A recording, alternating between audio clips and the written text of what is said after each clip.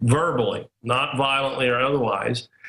Today was the first time that we learned, and that happened this morning. Today the psychiatrist came in, and all I know is what Brandon told me. He said that the psychiatrist said, "I'm going to brainwash you.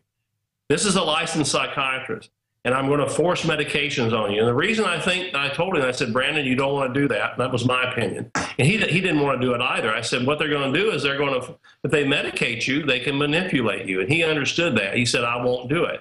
But I think we moved in with all these civil commitments happening across, and that's what they're called, civil commitments across the United States, 20,000 alone in Virginia.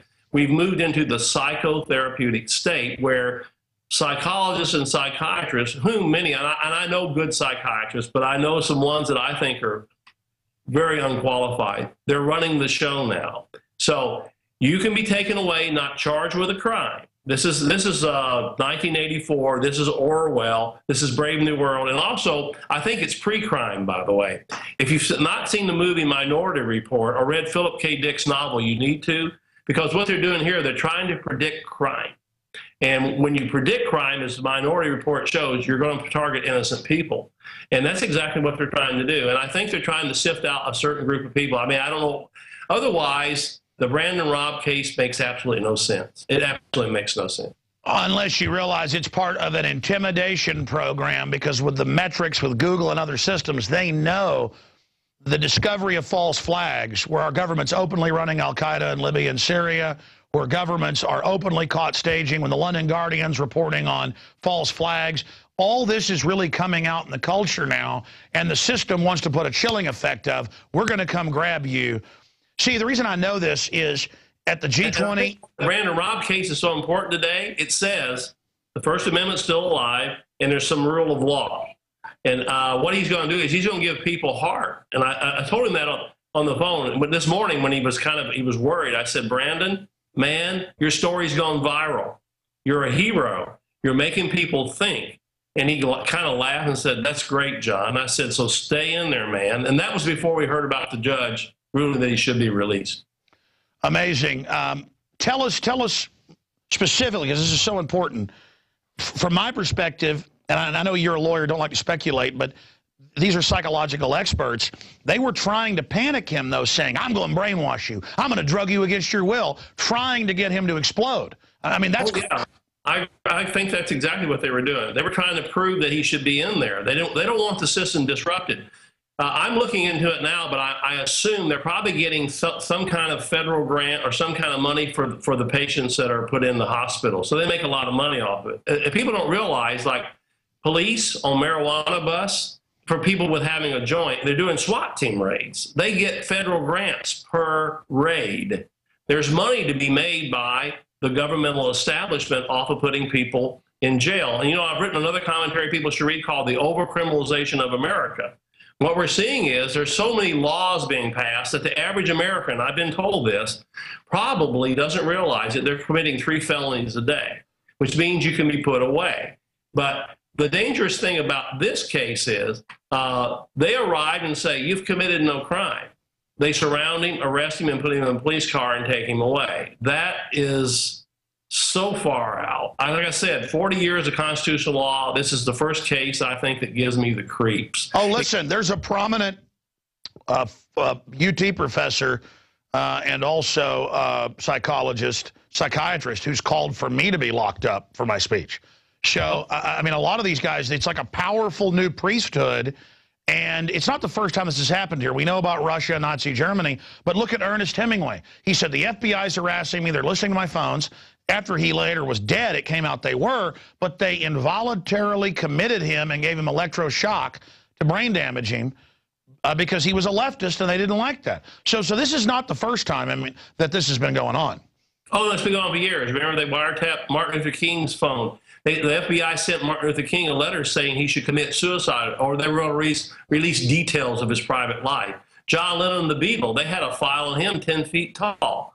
They didn't like his anti-war activities. The government's been doing surveillance for years. The difference now, however, is they have amazing technology, as you know. Obama passing the signing into law that the bill in 2015 is going to allow drones to fly over the United States. Police are already getting the drones ready, drones that can see through the walls of your home. What we're facing today is the loss of total privacy. We're living in a surveillance state. We're already in a police state. People like I say, people say the coming surveillance state. I say, dude, it's already here. They're already reading. I mean, you know about the NSA's facility in Utah. It downloads 1.6 million bits of information from the internet every day. It goes in electronic files about us. We're innocent people.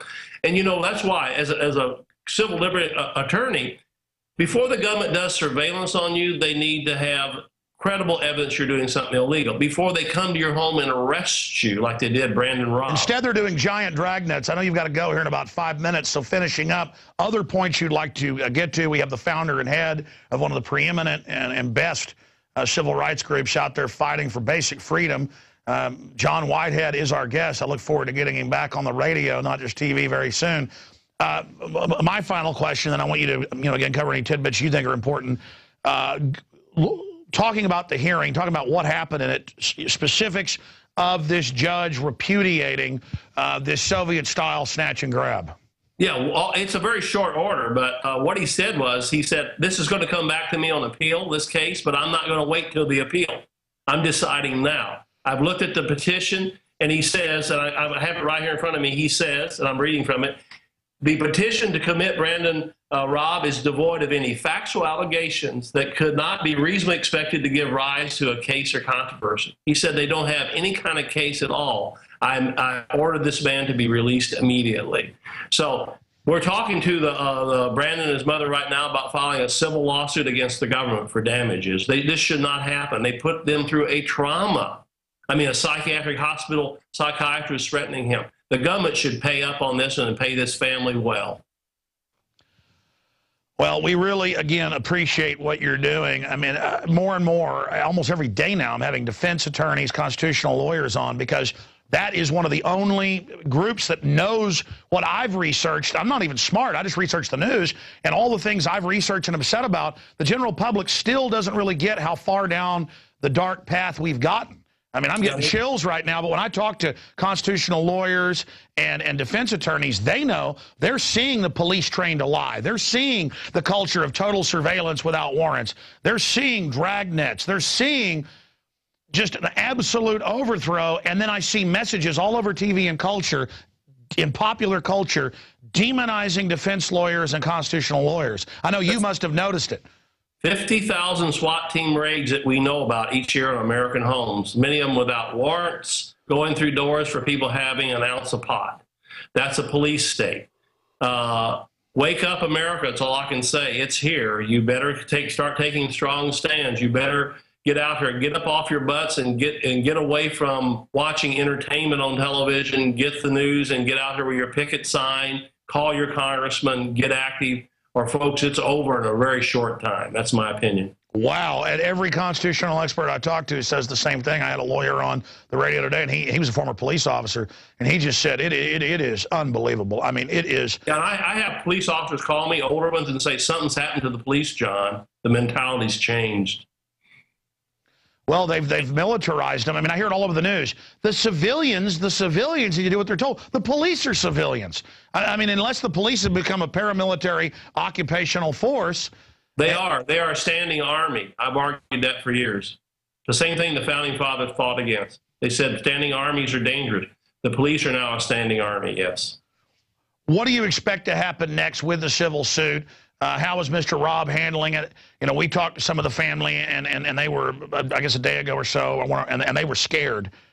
Yeah, I don't know exactly. I think they're going to move forward with the civil lawsuit. We're going to talk to them this evening and make that decision. What about this psychiatrist, abusing their authority? We're looking at that as well. Yes, we have his name. We're going to check it out. Yeah, we're still collating the facts. We've been in the case for a week.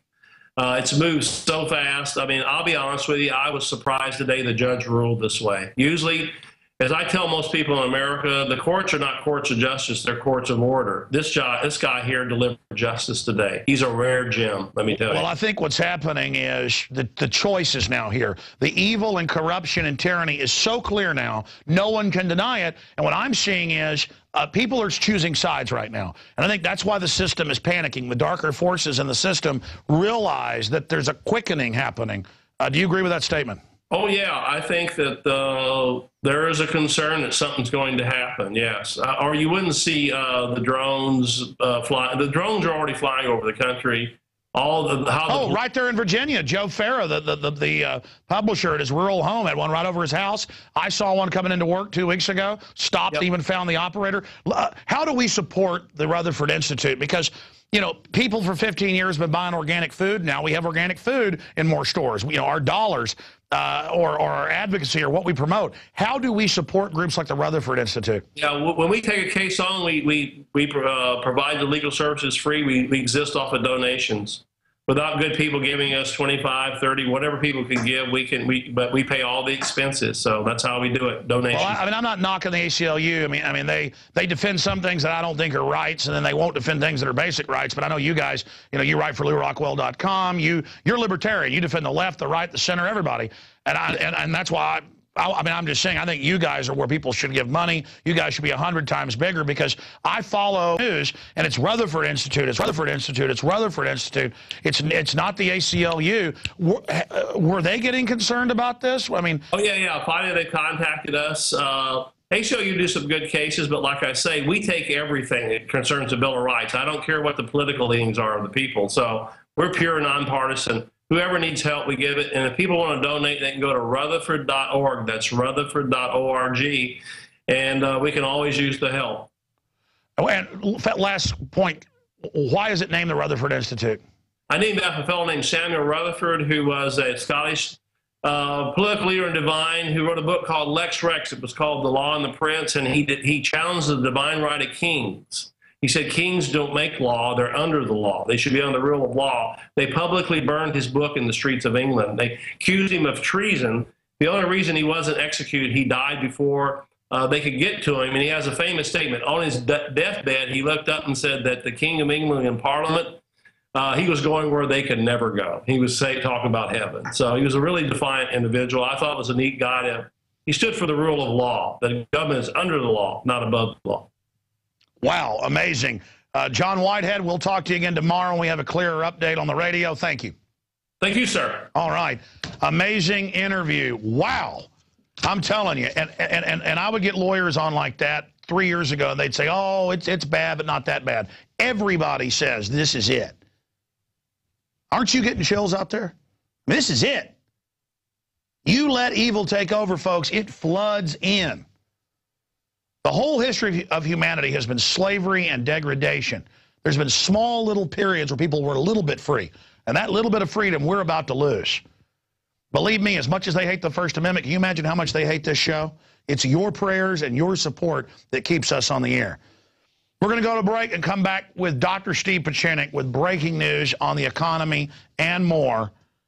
He's got a lot of inside scoops on what he thinks is going on politically inside the Obama administration, you name it, a lot of geopolitical news, updates on Syria, in-depth interview with Dr. Steve Pieczenik, who overthrew multiple governments, was arrested by Assad's dad. Pretty interesting fellow. That's coming up for the final segment of this Thursday edition of InfoWars Nightly News.